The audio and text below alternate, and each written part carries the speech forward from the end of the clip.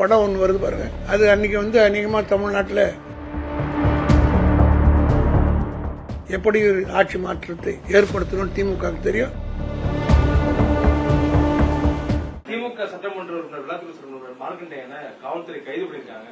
அவரு முதலமைச்சர் சட்டமன்றத்துடைய விவகாரம் குறித்து அவதூறா பேசுறதா குற்றச்சாட்டு இருக்கு.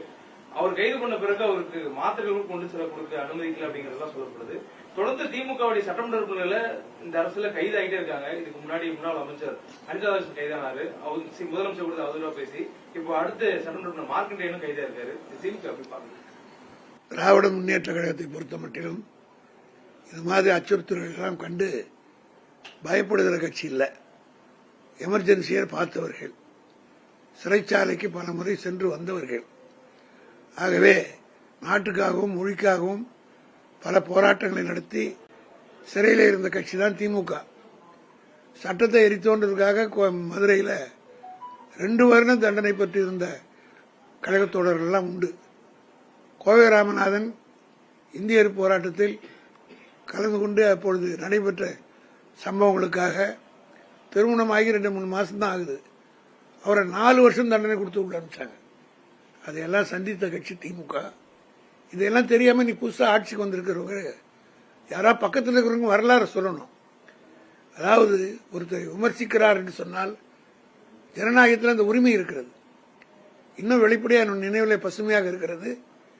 எம்ஜிஆர் கட்சி துவக்கிய நேரத்தில் அந்த கட்சியினுடைய அமைப்பாளராக நியமிக்கப்பட்டார் கே ஏ கிருஷ்ணசாமி, கே. அப்பொழுது அவர் மேடையில் பகிரங்கமாக பேசினார். என்ன சொல்ல போனார், எம்ஜிஆரை வச்சுக்கிட்டே பேசினார். புரட்சி தலைவர் ஆணையிட்டால் கருணாநிதியுடைய தலையை கொய்து வருவேன் என்று கே ஏ கிருஷ்ணசாமி பேசினார். ஆனால் அவர் மீது கலைஞரோ திராவிட முன்னேற்ற கழகமோ வழக்கு போடவில்லை, இதுபோன்ற நடவடிக்கைகள் மேற்கொள்ளவில்லை. அதேபோல அண்ணாவை பற்றி மிக கேவலமாக கீழ்த்தரமாக காங்கிரஸ்காரர்கள் எழுதி வைத்தார்கள். அப்பொழுது அண்ணா என்ன சொன்னார்னா, பகல்ல போறவங்க தான் அது படிப்பாங்க, இரவுல படிக்க மாட்டாங்கன்னு ஒரு பெட்ரோமேக்ஸ் லைட் அந்த இடத்துல வைக்க சொன்ன கட்சி தான் திமுக. ஆக ஜனநாயகத்தில் சகிப்புத்தன்மை வேணும், விமர்சனங்களை ஏற்றுக்கொள்கிற மனப்பான்மை வேண்டும். இன்றைக்கு இருக்கக்கூடிய ஆட்சிக்கு அது அறவே இல்லை என்பதை இந்த 60 நாளில் நிரூபித்து விட்டார்கள். திமுகவிலே யார் பேசினார்கள், நாங்கள் திமுக எம்எல்ஏ அனிதா ராதாகிருஷ்ணன் பேசினார், உடனே அவர் கைது செய்யப்பட்டு விட்டார். இவர் 2வது எம்எல்ஏ கைது செய்யப்படுறார். அதாவது இது எப்படி காட்டுதுன்னா, மற்ற கட்சியில் இருந்தெல்லாம் ஆட்களை எம்எல்ஏக்களை பல்வேறு வகையில் அவர் கட்சிக்கு மாற்றி அவங்க சேர்த்துக்கிறார். ஆனால் திமுகவில் இருக்கிற எம்எல்ஏக்கள் வைரம்பாண்டு தொண்டர்களாக இருக்கிற காரணத்தால் அவரை மாற்ற முடியாது என்பதற்காக இப்படிப்பட்ட வழிகளை இந்த அரசு கையாளுகிறதோ என்ற எண்ணம் மக்கள் மத்தியில் ஏற்படக்கூடிய அளவுக்கு இன்னைக்கு நடவடிக்கை இருக்கிறது. ஏன்னா ஒரு 4, 5, 7 மற்ற கட்சியில் எம்எல்ஏங்களாம் போய் சேர்ந்துட்டாங்க. 7 பேரோ 6 பேரோ சேர்ந்திருக்காங்க போல, இன்னும் போறதா சொல்றாங்க. ஆனால் திமுகவில் இருந்து யாரும் போகாதனால இவர்கள் மீது வழக்கு போடுவோம், இப்படியெல்லாம் பண்ணுவோம் என்று சொல்கிறார்கள். நாங்கள் நீதிமன்றத்தை நம்பிக்கை வைத்திருக்கக்கூடியவர்கள். ஆகவே சட்ட ரீதியாக அதை சந்திப்பதற்கு திமுக தயாராக இருக்கிறது. காரணம் என்னன்னா, இது போன்ற கைது பண்ணணும்னு அவசியம் கிடையாது. அப்படி அவர் பேசியிருந்தா வழக்கு போடலாம், வழக்கை நீதிமன்றத்தில் நடத்தலாம்.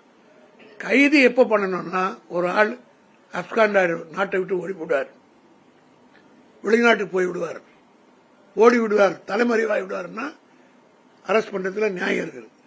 அல்லது சாட்சிகளை கலைப்பார், சாட்சியில் உங்க போலீஸ் சாட்சி தான் போட போறீங்க, அவங்கள கலைக்கிற அதிகாரம் இருக்கு, கலைப்பார்னா முடியாது. ஆக ஜஸ்ட் டு ஹாரஸ், ஒரு துன்புறுத்த வேண்டும் என்பதற்காக மன உளைச்சலை கொடுத்து திமுக எங்களை மட்டும் இல்ல, இந்த செய்திகள் பத்திரிகையில போடுறாங்க, இந்த வாட்ஸ்அப்ல போற செய்திகள் எல்லாம் கூட காவல்துறை கொலைகள் கொள்ளைகள் நிறைய நடந்துகிட்டு இருக்கு. அதை பத்தி பார்க்கறதுக்கு இந்த காவல்துறைக்கு நேரம் இல்லை.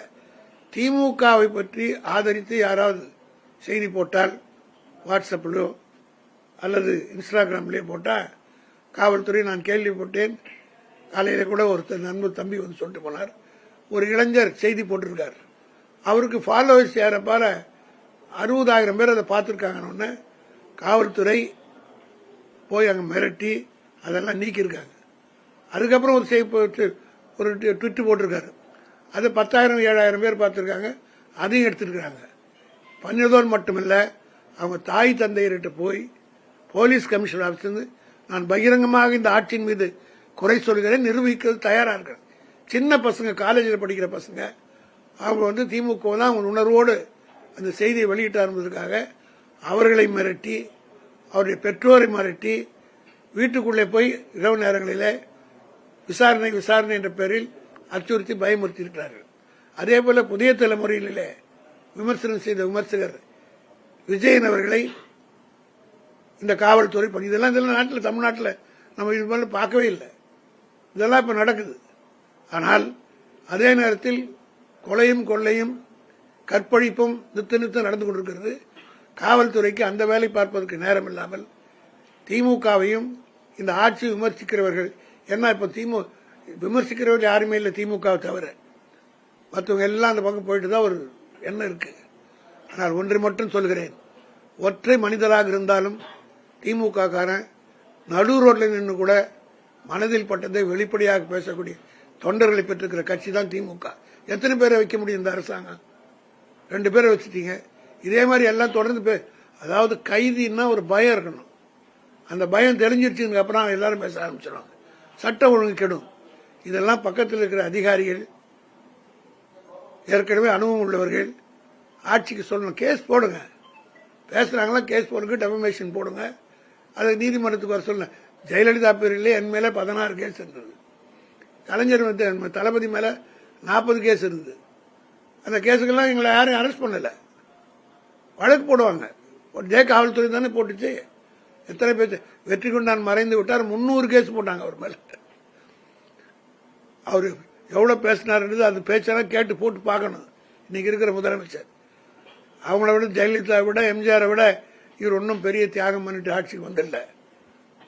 உண்மைகளை பேசுகிற போது அது ஏற்றுக்கொள்கிற மனப்பான்மை இருக்கணும், தன்னை திருத்திக் கொள்ள வேண்டும்.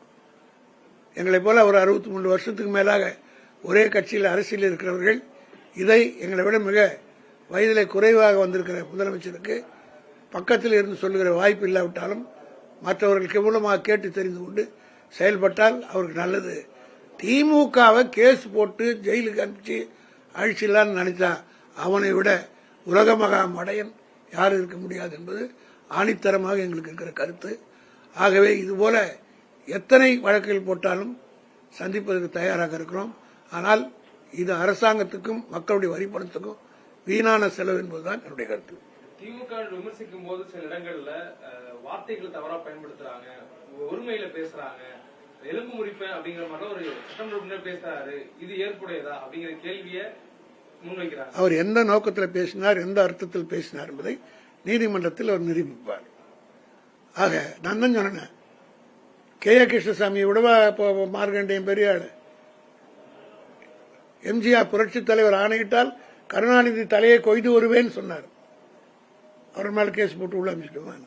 இதெல்லாம் பேசுறவங்க செய்ய மாட்டாங்க. வார்த்தையில் உணர்ச்சி சில நேரத்தில் இன்டென்ஷன், கொலை செய்யணுன்ற இன்டென்ஷன், அடிக்கணுன்ற இன்டென்ஷன் இருந்தாலும் அதை ஆயத்து வச்சு நான் பார் குத்திடுவேன்னு சொன்னாரு. வார்த்தையால் சொன்னாங்க. நான் பேசுற பேச்சுல அந்த அடி சவுக்கால் அடிப்பு, சவுக்கடின்னு சொல்றோம். ஒரு பேச்சு நீங்களாம் கூட சொல்லுங்க,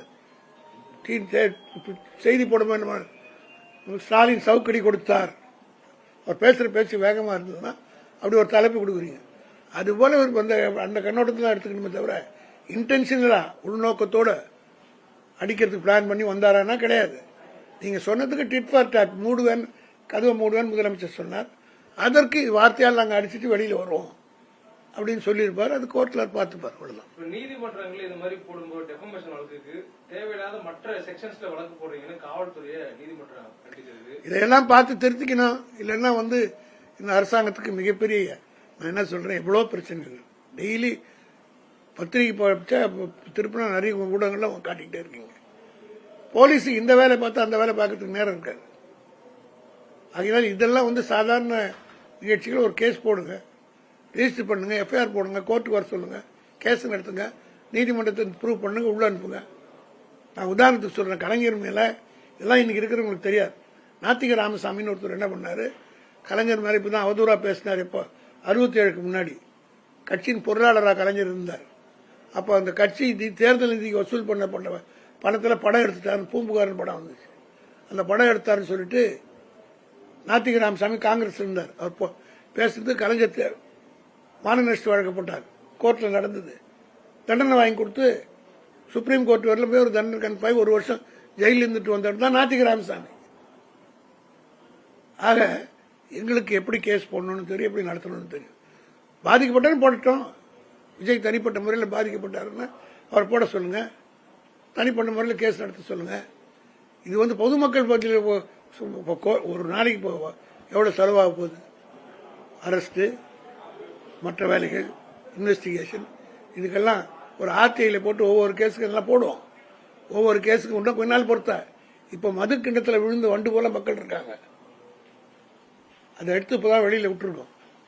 அந்த மயக்கம் தெளிஞ்ச பிறகுதான் சொன்ன பிறகு எல்லாம் ஏறும். நான் சொன்ன வாக்க இப்போ இது பாத்தீங்களா, செய்திகள்லாம் 60 லட்சம் ஃபாலோவர்ஸ் இருந்தாங்களா ரசிகர்கள்.